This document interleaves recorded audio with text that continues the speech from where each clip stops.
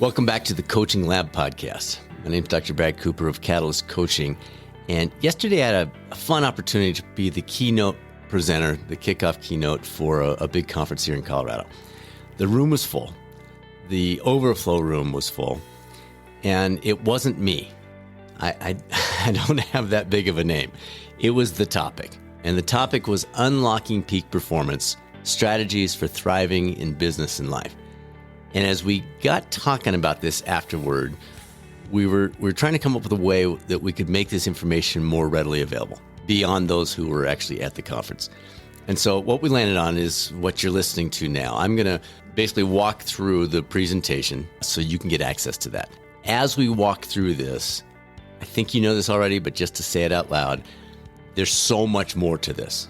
This is based on the practical elements of my PhD work, which focused on this concept of functional mental toughness and how that can be rolled into any aspect of your life, whether you're an athlete, an executive, a leader, entrepreneur, parent, student, it doesn't matter. It's whatever is a focus area for you is where this can be applied. So this will give you basically a little starter set, provide some essentials, if you will, about whether this is something you'd like to dig into more deeply. And if so, we've got some other resources that are freely available we're happy to provide.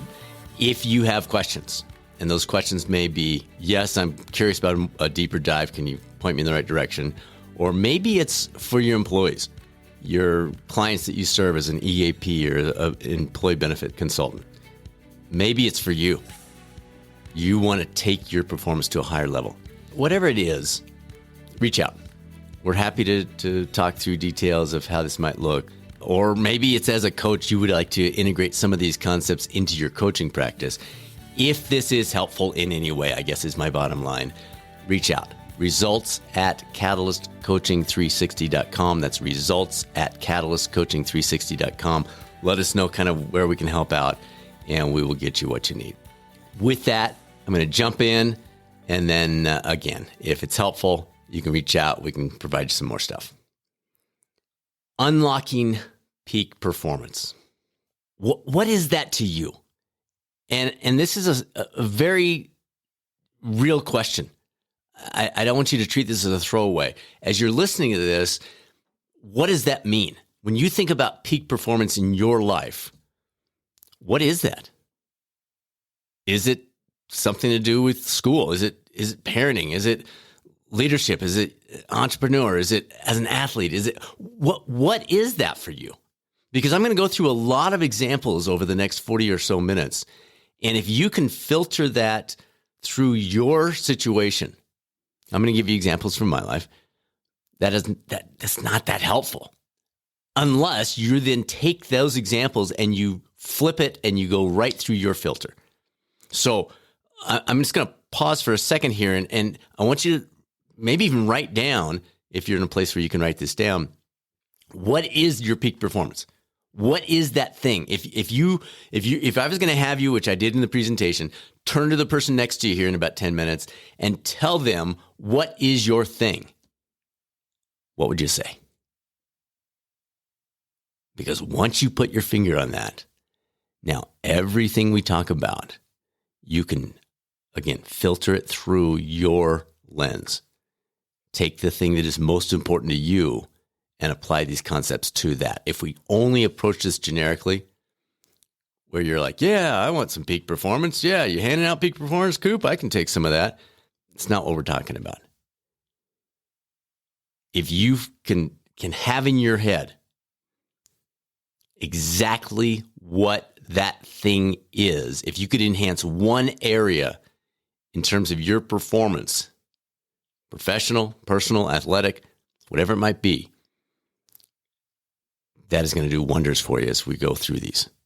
So take a moment, hit pause, jot down what that thing is, or make sure it's crystal clear in your head as we move forward. Now, the genesis for the model that we're going to be talking about today started as a result of an area of peak performance for me. It was just about 10 years ago, not to the day, but pretty close actually, when I was targeting trying to become the very first person to win the race across America, qualify for the Hawaii Ironman World Championship, and run a sub 3-hour marathon. Now, the race across America, I've got to give kudos to my teammate, Jerry Schemmel. It was his idea, and he's pretty convincing. So he talked me into doing it. It's a 3,000-mile race, 2-person team. We raced from San Diego, California to Annapolis, Maryland. The Ironman World Championship, I think most of you have at least heard of. It's a 2.4-mile swim, 112-mile bike, and then a marathon at the end. And about 1% of athletes will qualify for the Hawaii Ironman. And then run a sub 3-hour marathon, which in context is about 30 minutes faster than the Boston qualifying time for me. I was 49 years old at the time. So that was the peak performance thing. Like if I had been listening to this and I'd heard, I guess, myself say, what is that thing? That would have been my thing. How do I mentally prep for that? How can I achieve this thing? Now, I did all the external stuff, just like you're doing. The training, check. Worked with a coach, check. Tapped into peer accountability, absolutely. So knowledge, logistics, guidance, check, check, check. And my guess is you've done the same. You've done those 3 aspects in whatever it is that is this thing that you put in your head when we were talking about what is it for you. And then it happened. And folks, it always happens. That's life. It never goes according to the script. Something always happens. And if you're not in the midst of that it right now, you will be. It is going to happen. Now, for me, the it was a bike wreck 6 weeks before the Race Across America kicked off. Now, I was incredibly fortunate. No head injury, minor concussion, but otherwise no head injury and no spinal cord injury. So incredibly fortunate, but I did have 8 fractures: clavicle, multiple ribs, and the pelvis. As a result of that, I had to approach things differently. Now, I had a great medical team working with me, a couple of surgeons and a physiatrist who, day after the accident, got me in for MRIs and bone scans and all these different things, and looked at the data and came to the conclusion that with 6 weeks left before the race, I could continue to train. We got in for surgery. We put the plate in the clavicle the next day. That plate spread my ribs slightly, so it was a little less painful to get into an aero position on the bike. And the pelvic fractures, very fortunately, were non-displaced. So as long as I didn't come off a curb, step down hard, slip on some sand out riding or something, as long as the pain was tolerable, I wasn't doing more damage by riding. And so that was the decision that we made as a team, is let's give it a shot. Let's do the surgery. Let's see how it goes. And then we'll take it as it comes. So that drove the next steps. My plan, my traditional, okay, I'm going to put all the training in. I'm going to have all the insights about, heart rate and power meters and all that kind of stuff. Still valuable, but not enough. I needed something more. And that's where some of these aspects we're going to talk about today began to take shape. Now, let's go back to you. How are you trying to move from performance to peak performance? What do you need the most? Or what do you feel like you need the most? Is it motivation? Is it information? Is it modeling? And maybe more importantly, do you really want peak performance? Or is pretty good performance enough? And it's a real question. Most people don't really want it. I mean, they want it, like I was saying earlier, hey, yeah, if you're handing it out, I'll take some. But if it means changing the way we're doing things, if it means stepping out of our traditional route, if it means a little discomfort, then, I think I'm good. So make that decision. Maybe you don't really want peak performance. Really want it enough to make some changes. Maybe for you, it's just a conversation piece. We've got to make that decision. Otherwise, we're wasting our time. So let's jump back into this title, Unlocking Peak Performance. I love this. I love this phrase. And I was not alone creating this. I had a couple folks helping me create this title for the presentation that, for whatever reason, filled this room. But that word maybe is part of it because it simplifies it, doesn't it? It helps us realize it's right there. It's waiting for us. This concept of functional mental toughness, it's applicable, it's practical, it's available, it's right, it's on the other side of the door. Maybe it's hiding a little bit. Maybe we need to open the door and kind of look around a little bit. But some of it is literally just unlocking that door, open it up, and boom, there it is. So unlocking, great phrase. Keep that in mind as we go through this. We're going to talk about how do you unlock that. And then the peak element, I think that fits nicely in here too. When you think of a peak, you probably naturally think of maybe Mount Everest. That's the big one, right? Well, actually, it's not. There's a mountain in Hawaii, Mauna Kea. I live in Fort Collins, Colorado, and if you took the elevation of Mount Everest and you added to it the elevation of Fort Collins, that would just about be equal to this Mauna Kea mountain. The difference is the water level. Because the mountain goes down into the water. And so it feels like a shorter peak because you're climbing from sea level, obviously. Whereas Mount Everest, sea level is a lot lower. What we're going to be talking about today is going to do a couple of things. It's going to give you the tools to scale that peak, to climb. But it's also going to raise the water level so that your climb is not as high. And I think it's really important to keep both of these in mind, the value of both of these, as you look for peak performance. How can I raise that water level so I'm not starting at the base?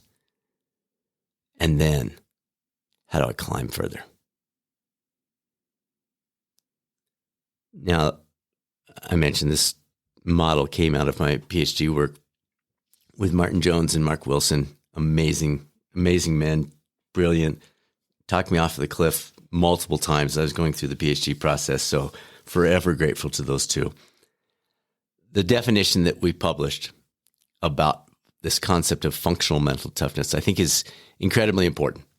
I'll just read it to you at first, and then we'll peel it back because it's just going to sound like a bunch of technical words to begin with. But then as we dive into each piece, you're going to be like, oh, really?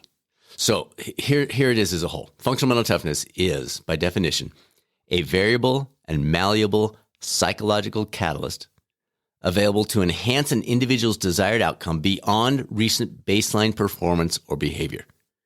Do that one more time. Functional mental toughness is a variable and malleable psychological catalyst available to enhance an individual's desired outcome beyond recent baseline performance or behavior. Now let's peel that out. Let's kind of break that down a little bit. It's a variable and malleable ... That was the first thing we were looking for. Does mental toughness vary? Because if it's just a flat line, then who cares? Like, why have a conversation? It just, it's there. You'll be glad to know we showed it was variable. So that's step one. But then step two is critical. So we know it's variable. Is it malleable? Can we change it? Can the things that we do, the choices we make, the things we step into, Can it change it? Because if it can't, again, just like with the variability question, why waste our time? Again, you'll be pleased to know it is not only variable, it is malleable. And if you're not getting chills right now, you've missed what I just said. Functional mental toughness is variable, and you can do something about it. Whew. It's exciting. I mean, can you feel it? So, variable and malleable, the next phrase is a psychological catalyst.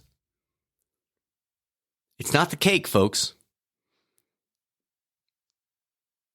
I have people all the time come to me and say, I hear you got a bunch of mental toughness strategies. I haven't really trained for this half marathon, but could you give me some strategies that would help me?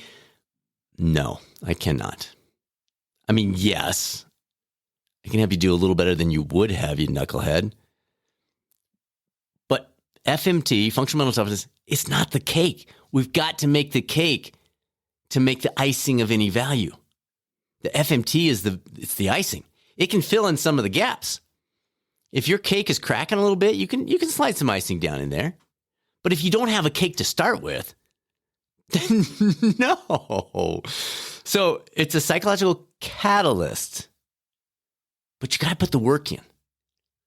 You can't go into your budget meeting unprepared, ignoring the analytics, not having done your homework, and think the FMT strategies are going to get you through that meeting. You can't sit down for that final exam, pull in some FMT, and do just fine if you haven't studied. Go through all the examples, whatever your thing is. Make the cake.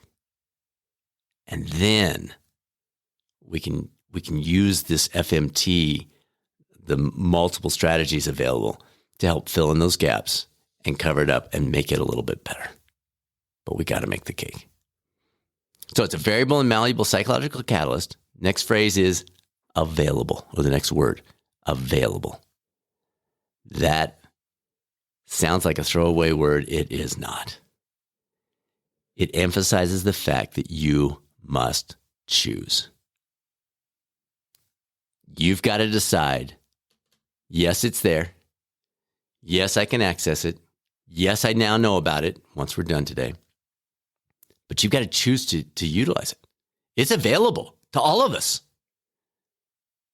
But it's not forced down your throat. It's available for what? To enhance an individual's desired outcome. Folks, this must be intrinsic. You cannot go to your children, your employees, your football team you coach, your whatever, and say, I'm going to make you mentally tougher. It's available to them to enhance their desired outcome. It must be intrinsically driven. So it's available to enhance an individual's desired outcome beyond recent baseline performance or behavior. This is not something, and you see this all the time. You're watching a marathon on TV. You're watching a football game. You're watching some sporting events. All the time you hear this. And the TV analyst says, oh, you can really see the mental toughness coming. No, you cannot. No, you cannot. You cannot see mental toughness. And in fact, you should not even be comparing Joe's mental toughness to Steve's mental toughness or Sally's mental. You can't. There's too many variables. But very important, very valuable. You can compare yours to what it was a month ago, a week ago, a year ago. So we're comparing to your recent baseline performance or behavior. So that's our definition. Functional mental toughness is a variable and malleable, psychological catalyst available to enhance an individual's desired outcome beyond recent baseline performance or behavior. Comparing you to you, not comparing you to somebody else. So that's our definition. Now, again, I just want to reemphasize, as we move into the model, and that's what we're going to do next, is we're going to look at this specifically and how the whole process works together. As we move into that, please filter through your thing. Please think about what is your peak performance element. Now, the model, because this is audio, you're going to have to create this in your head. But actually, you know what? We'll stick a picture of this on the logo that goes with this podcast so you can see it. It's also very simple. So I think you'll be able to see it in your head as we go through it.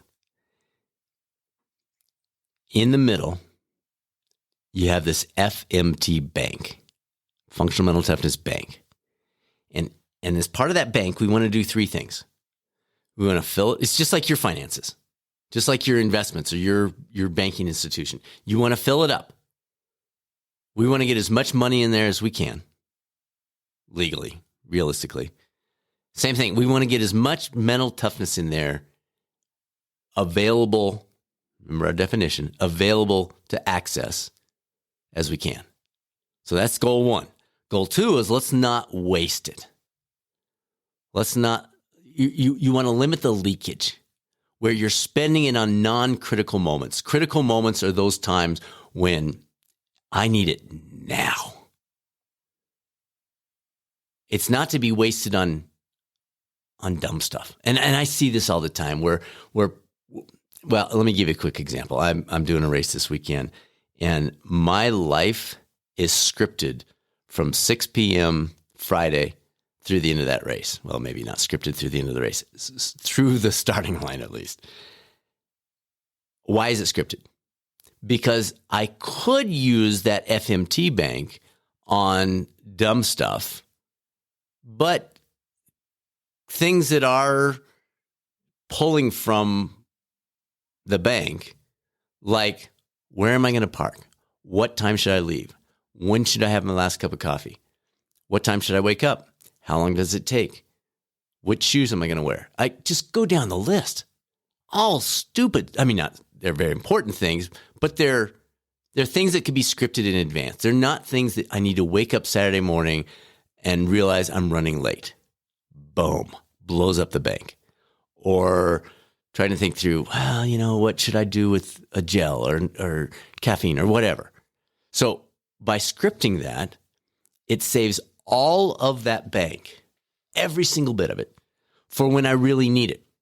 And in most races, it's somewhere between 77% and maybe 91% of that event. And it really doesn't matter the distance. It's pretty consistent from the mile, maybe even the 800, maybe even the 400, up to the marathon and beyond. That's the critical moment. So that's the idea of the leakage, is we want to not spend it on things that we could have taken care of earlier. We could have scripted out. We could have pre-planned for. We could have laid out. We could have, you get the idea? So fill it up, limit the leakage, and then when it's go time, when I hit that 77 to 81% of the event, and I really need to pull on that bank, how do I get it? So that's our FMT. That's right in the middle. Now, around that, we have three components that drive what we just said we want to try to do. Those three are thrive, prepare, and activate. Now, these all influence one another. If you enhance your thrive, you're more likely to effectively prepare. As you effectively prepare, you'll get better results in that activate phase, and vice versa. So you don't need to be doing all of these. And I want to emphasize that. I'm going to give you two specific strategies that you can use for each of these. So you have 6 specific ones. You don't have to do all 6. If you do one of them, it's a compounding effect on the others. It's a compounding effect on itself. Now, thrive, if we look at it on a timeline maybe, it's kind of general life. It's the idea of raising that water level we talked about with the island in Hawaii, or the mountain in Hawaii, where we raise that water level so we don't have to climb as high. We're starting at a higher point. So that's thrive. That's the way we're living life, the way we're moving through our life. Prepare, you might say, is 2 minutes to 2 months prior to this critical moment. Budget meeting, exam, race, tough conversation with your teenage daughter, whatever it is for you. It's the lead up time when we're working through these different strategies. We're deciding which ones work best for us. We're practicing those in different situations. And then activate, that's the critical moment. That's the go time. And we want to be able to pull it out when it's that time. We get there by having an arsenal of strategies that we can utilize in that situation that we have prepared for in the previous section and that fit within or are buoyed by the thrive aspects.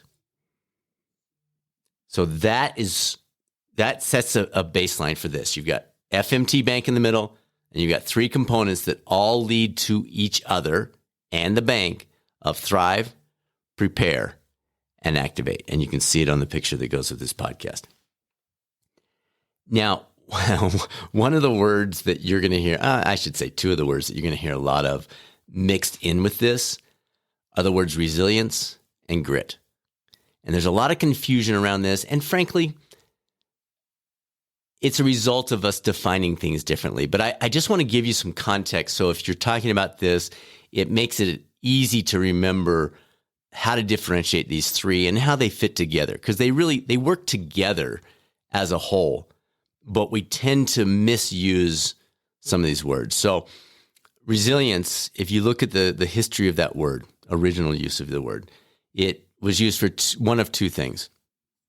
A was the way, say, a metal bar was created, so that when it was bent or pushed against, it was how well it returned to its original form.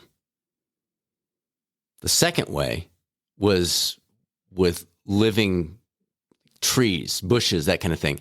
And when a storm would come, that pressure, that outside pressure, would cause the roots to go down further, to expand, to become stronger.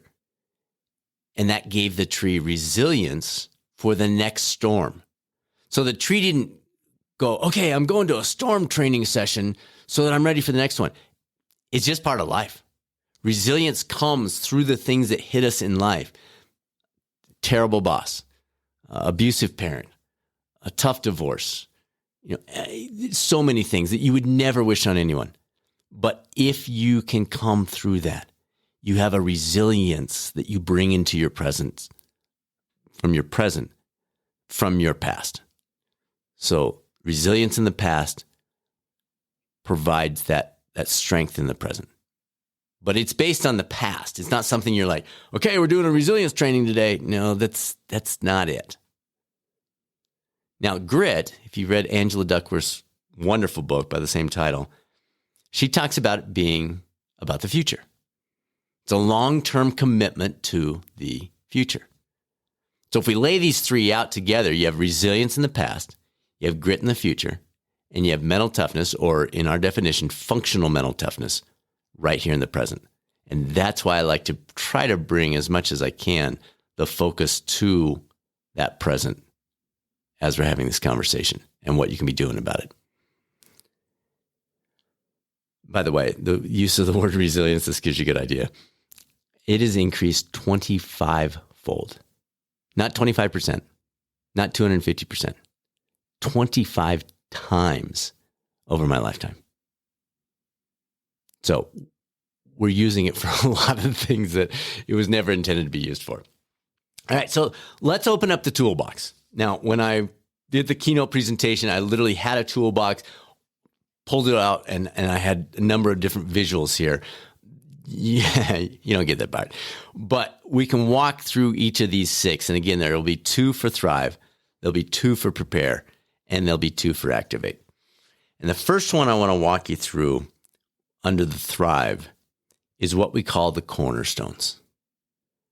Now, this one takes some brutal honesty on your part, because many people, and I would say most high performers, when they hear me talk about these 4, they kind of roll their eyes like, Yeah. I know. That's good for me. But Brad, what's the real secret? And when they realize these are the real secrets, these are the drivers for higher mental toughness. These aren't just nice to haves. These aren't just, oh yeah, I know, I should do that so I'm healthier when I get older. I mean, you should, that's another good reason to do these. But as a high performer, your true motivation for these four, the cornerstones, is it increases your mental toughness. It increases your ability to hit peak performance. And when our high performers that I've worked with, that our team has worked with, when they realize that, when they make that connection, wow, the commitment just goes up 10 times. It's a beautiful sight. So what are the four cornerstones? Move, fuel, rest, and connect.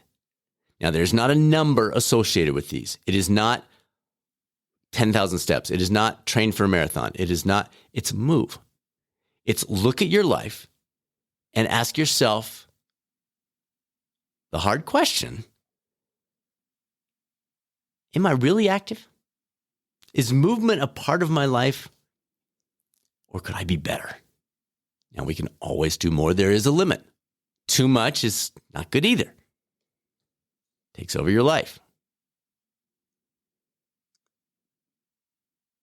But are we moving? We tend to, everyone overestimates our activity levels and underestimates the negative junk that we're eating.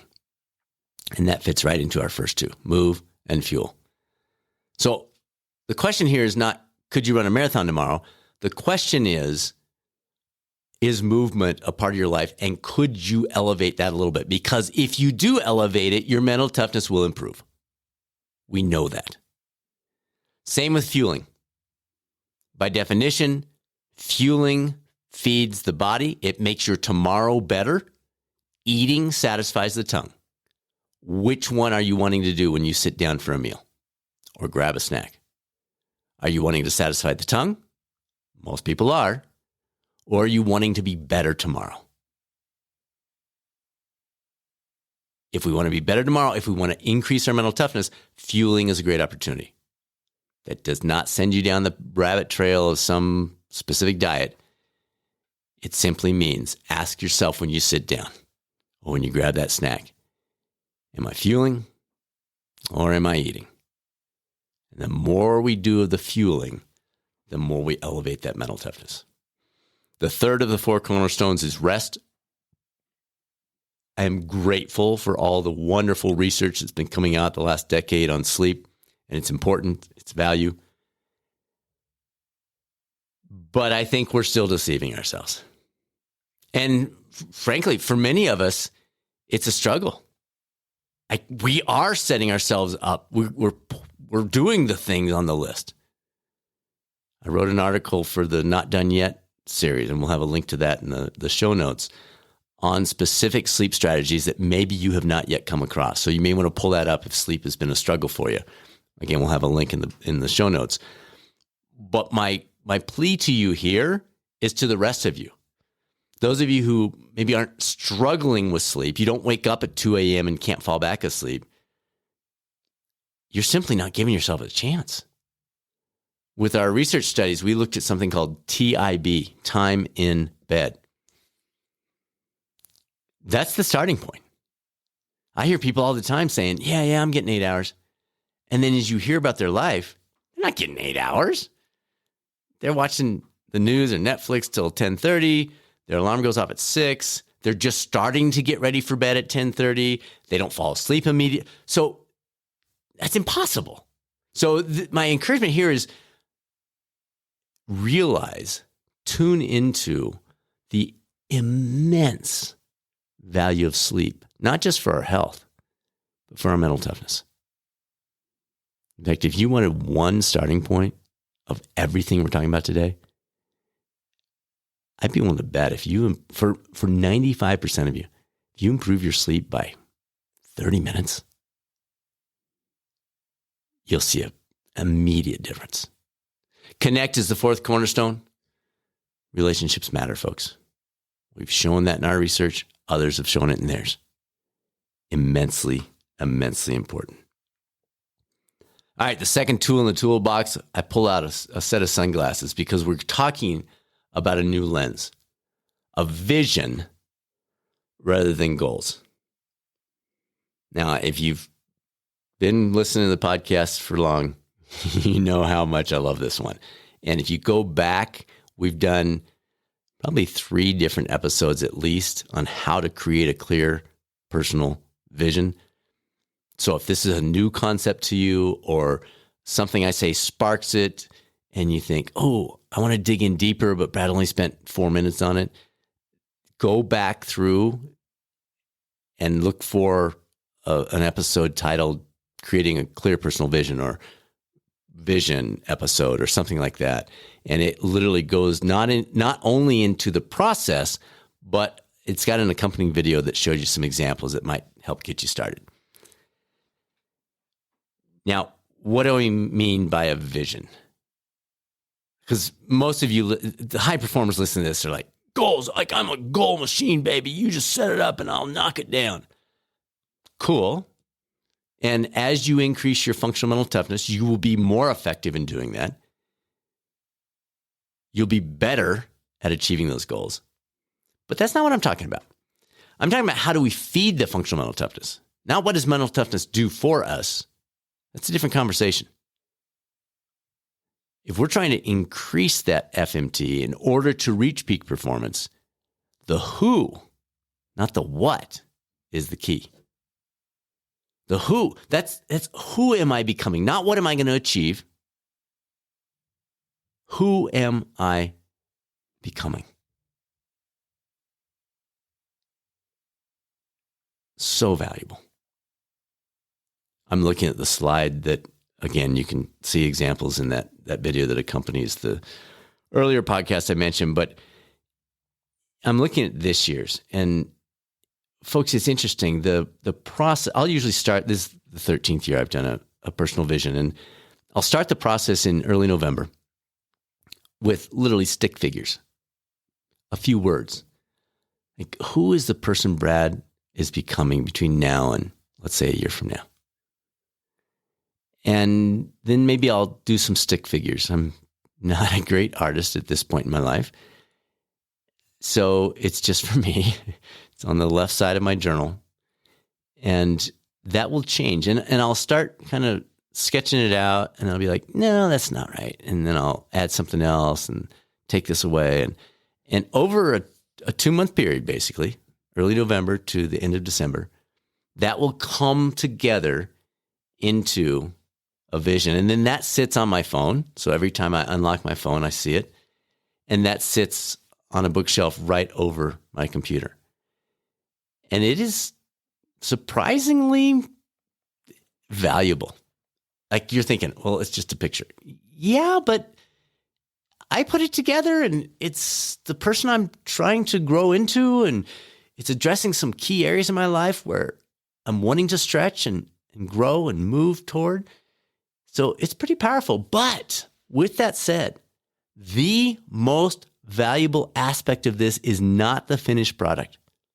It's the process. As you spend time thinking it through and jotting some things down and kind of bouncing it off other people, that's the value. Because you'll be exploring you, the current you, and maybe a little bit about the future you.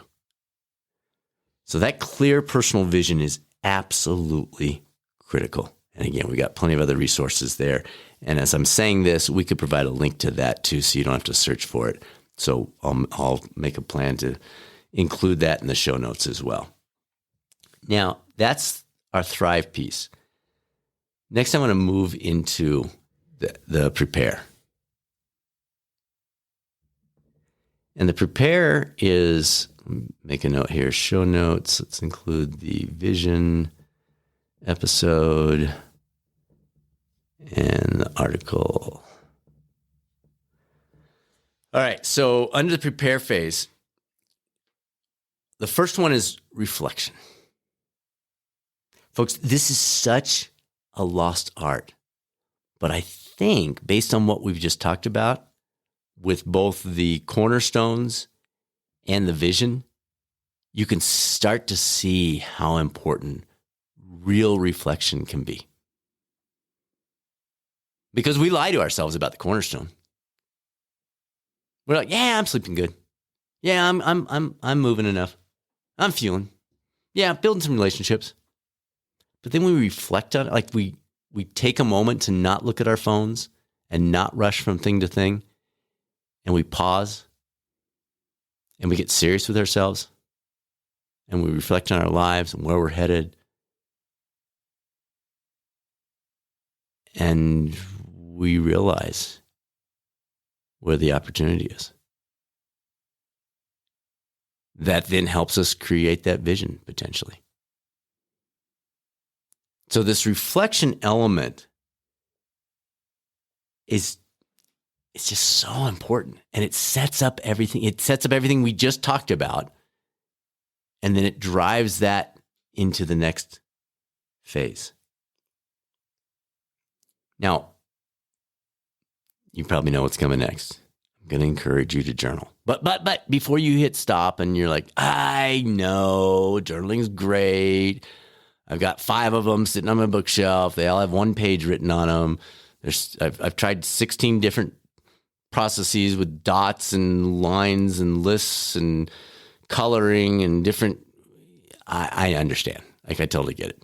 Hear it all the time. So let me redefine journaling for you. Maybe this will help. In my mind, this is what journaling is. Take one of those 12 journals that you've bought over the years, or a notepad, or whatever works for you, and your pen. Sit in a quiet place. No distractions, no phone, no music, like just you and the sunrise, or whatever's your time of day to do this. Write the date. Keep the pen in your hand. And for 5 to 10 minutes, reflect quietly. If at the end of that 10 minutes, you have written nothing but the date, congratulations. That is journaling. Now, there's a very good chance that as you're doing this, something's going to come to mind. You're going to be like, oh, I want to make a note of that. Or maybe it's a new business idea, or maybe it's a new way to talk to your daughter, or maybe it's a new way to approach that entrepreneurial pursuit, or maybe it's a realization that you've been overtraining, or whatever. You might capture that. But even if you don't, that is successful journaling. Folks, the value of the journaling is not the words you write. Occasionally it is. Some of my best business ideas, especially article ideas, have come from that time and jotting some things down.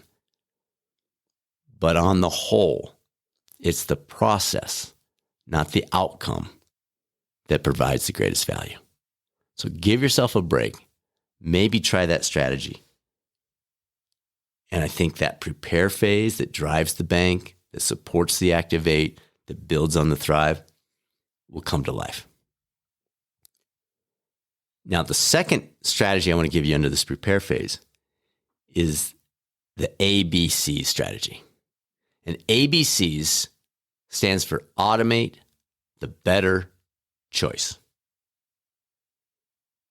Similar to what I was talking about with tomorrow's race, where we're wasting the FMT bank on dumb things like what shirt am I going to wear? What time do I need to leave? What should I eat before the race? Things that could be done previously, figured out previously. We tend to do the same thing with many aspects of our lives. I'll give you an example. Lunch. I have a lot of business meetings, business lunches, and I can't tell you how often the person I'm eating with, they're like wrestling with the menu. You can see their brain saying, oh, yeah, I know I should have this because I'm trying to be healthier. And, I heard this weird speaker talk about fueling and how it makes me better tomorrow versus just satisfying the tongue. And I probably should. And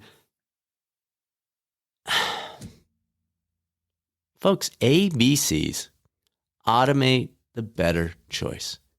If you have lunch with me sometime, you know what I'm going to eat. Because outside of maybe a few days on vacation with Susanna, it's always the same thing. It's a big salad with a protein source. I don't have there's no menu. I don't get motivated when I look at the menu. I don't make deals with myself about, okay, well, if I get a salad now, later I can have that Snickers. Like there's no bartering, there's no motivational videos, there's no pumping myself up. Because why? Lunch is such a key aspect of becoming the person that we're trying to become, that we want to become, that we'd like to become. Just automate it. Take that one off your plate. Eliminate it from being a drag on that bank. Stop the auto payments and automate it. I mean, you don't get fired up to brush your teeth at night. You just brush your teeth. You've automated it. You've applied the ABCs to brushing your teeth. Do the same thing with other ongoing aspects of your life. Automate it. Today's Wednesday. I was on the bike. I didn't debate about it. I didn't ponder it. It's Wednesday. Wednesday's a bike day. And you ask me any day. It doesn't take, I'm not watching David Goggins videos to get in the gym on Sunday, Tuesday, and Friday. Because it's Sunday, Tuesday, and Friday. ABCs, baby. That's automated. I don't have to think. No motivation. No battle. No internal angst. It's Friday. It's a gym day. Automate the better choice. So I want to encourage you to think through what are those aspects of life that you do over and over and over and over and over. And if you automated them, it'd be done. And you wouldn't have to use your FMT bank for any of those. All right, that moves us into the last of the three, the activate phase. Now, the first one I want to talk through is self-talk. One of our research studies that we had published was a fascinating study on self-talk. I still love sharing this with people, and I'm still grateful to our three female athletes that were a part of this study. They were so kind in their giving their time to make this study a reality. Self-talk is powerful. It fits into the activate phase, but it must be practiced in the prepare phase. So that's, again, showing you how these things roll together. The self-talk study, and by the way, you may have heard about this because one of my favorite authors, Alex Hutchinson, the writer for Outside Magazine, he's got 2 outstanding books, and he used to be the writer for Runner's World. He actually highlighted our study on self-talk, and it's just so fascinating because these three women, they met me 12 times at the track over about a 15-week period, and each time they came, they'd do their warm-up, stretching, like their routine, and then they would run an 800 meters, 2 laps of the track as fast as they could. Now, you always get better at something new, and it wasn't new to them. They were runners, they were athletes, they were triathletes, but the 800 piece, we wanted to make sure we weren't showing improvement simply because of the learning curve. So we had them just come and do it until they plateaued. And then once their times plateaued, then we added in a self-talk strategy, and then we tweaked it time after time after time until we, basically re-plateaued. To give you context on this, the strongest legal performance-enhancing drug we have is caffeine. And on average, it improves your performance 2.9%. These 3 women, on average, improved their 800-meter time after the washout period by 9%. 9%. Self-talk matters. It also improved their FMT, by the way. Now, let me give you a couple of strategies you can implement when it comes to self-talk. There are two broad aspects or types of self-talk. There's associative and there's dissociative. And they're kind of like they sound. Associative narrows the focus. It brings you more closely into whatever it is you're focusing on. Dissociative, you go somewhere else. Easy example for that, when I'm doing an Ironman, I write my kids and my wife's name on my water bottle, and it's a 112-mile bike, and every 20, 25 miles, as I pull that thing out, I will look at one of their names, focus on one of them, and think about good times recently we've had together, how grateful I am for them, pray for things in their life, remember back to great memories of I'm dissociating from the bike. I'm still pedaling, I'm still riding, but I'm not focusing in, I'm not associating my self-talk specifically on the bike. I'm dissociating from that. So that's dissociative self-talk. Associative self-talk goes the other way, and it's generally considered two different types. There's instructional and there's motivational. And again, they're just like they sound. If you're out on the track doing a 400-meter interval session, instructional self-talk might be something like push off, drive with your arms, relax the jaw. So it's very almost logistical. It's reminders of what you're supposed to be. It's instruction, just like it sounds. The motivational self-talk, on the other hand, is things like, come on, Coop, you got this. All right, let's fly down that final straightaway. So it's like a cheerleader on your shoulder. So there's associative, dissociative, there's instructional, and there's motivational within that associative. Now, one final tip on this. The research studies done, I think it was done, this one specifically was done with tennis players, but they found that it wasn't so much more positive self-talk that made the biggest difference between the champs and the next level players.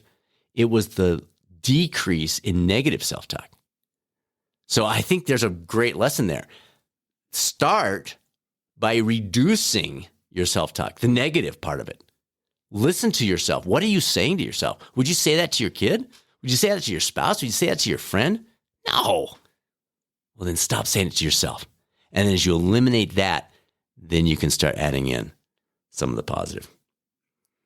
The last example I pulled out in the keynote, I pulled out some these big giant foam puzzle pieces and took them apart. And it's the concept of segmenting. That's a big part within the activate phase. It breaks things down into more bite-sized pieces. When we look at the FMT bank, it can get blown up by being intimidated by something that feels just too massive. It's like, shut the bank down. I can't handle this. By segmenting, we put it into bite-sized pieces that we're okay with. So if you're running a marathon, you don't run a marathon. You run the first 4 miles, you get your gel, make sure you're getting your water in, see how you're doing with your pace. Then you do the next 4 miles. And you repeat that. And same thing as you're going through your semester as a student, same thing as you're working as that entrepreneur trying to create this new idea. You don't look at the whole thing at once. You segment it. You break it down. You put it into pieces that are sized in a way that feel digestible. So that's our model. Again, there's so much more we can go into with that, but I wanted to give you enough to get you started and give you a couple for each one. Let's go back and kind of reset for a minute. Rest of the story, if you will. I talked about this model began as a result of my own attempt at this peak performance of becoming the first person to win the race across America, qualify for the Hawaii Ironman, and run a sub-3 hour marathon. I was fortunate with the accident. Things came together. We had an amazing crew, 16 people that shifted in and out, some of them with us the whole week. We would not have gotten to that finish line without them. They were unbelievable. And we ended up winning that race. Ironman didn't go as I'd planned. My original strategy was to be swimming and running while I was preparing for the race across America so that I could come out of that, move into the Ironman specific training, and then nail that race. Well, obviously the accident, the fractures, there was no swimming, there was no running. So that pushed things back a little bit. But in the end, I had a pretty good race down in Florida and qualified for Hawaii Ironman there. So that left one final event. And the 6-month window that I was trying to do this within was coming to an end. My son's a big runner too. We found a race that was drivable. We hopped in the car, I think 5 a.m. one morning, and headed out and got there in time to pick up our race packets. And the next morning, lined up. He was doing the half, I was doing the full. And it was one of those days. And you've had those days. You will continue to have those days. That's, again, just like the it factor with the accident. You're having it stuff happen in your life.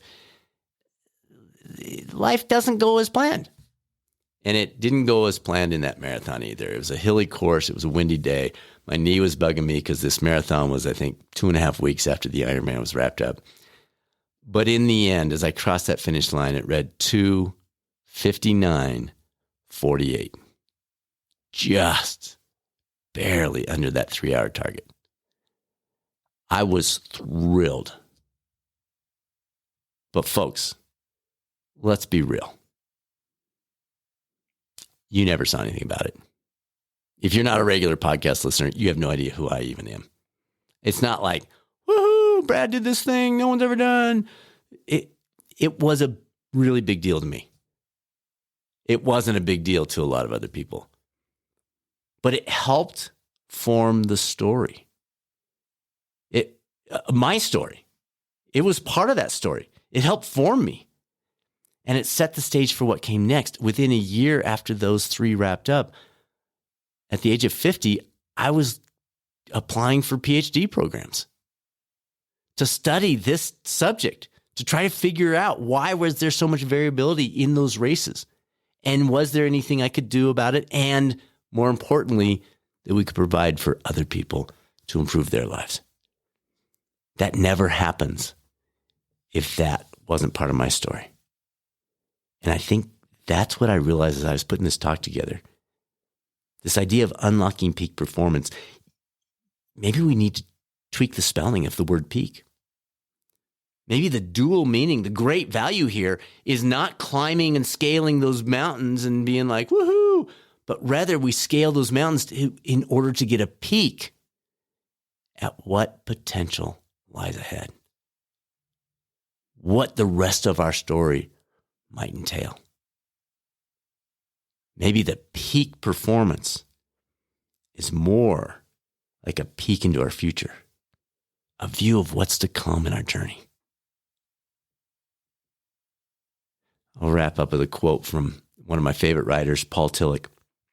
He reminds us that Hamlet's to be or not to be is indeed the critical question. We can continue following the status quo. We can go with the flow. We can remain mired in what Kierkegaard calls the murky atmosphere of probability. Or we can make the choice, the decision, to unlock peak performance and move beyond the natural slope of an unexamined life. The choice, will we choose to be, is up to us. I know what I've decided. How about you? Thank you again for joining us here on the Coaching Lab podcast. As always, reach out with questions related to this or anything with your coaching career, coaching for your employees, or you as a high performer wanting to tap into some of this stuff. It's results at catalystcoaching360.com. It's results at catalystcoaching360.com. Really appreciate you joining us. You got a million options plus of great podcasts out there. And the fact that you're making this a part of your week, it means a lot. And now it's time to be a catalyst. I'll speak with you soon on another episode of the Coaching Lab podcast, or maybe over on the YouTube coaching channel.